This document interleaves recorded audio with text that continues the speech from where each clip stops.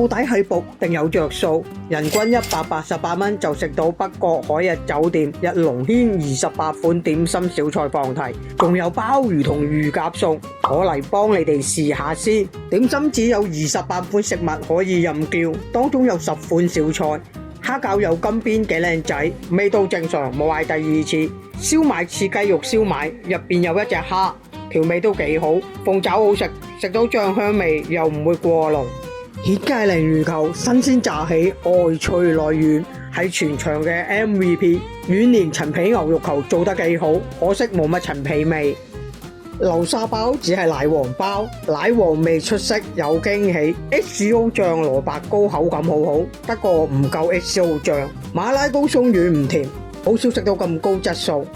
腸粉唔建議浪費胃容量。時菜炒鮮魚片，配菜炒得好好。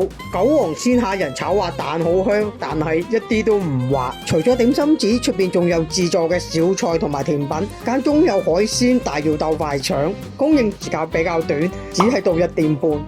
至於入座冇耐呢，就送上鮑魚同埋乳鴿。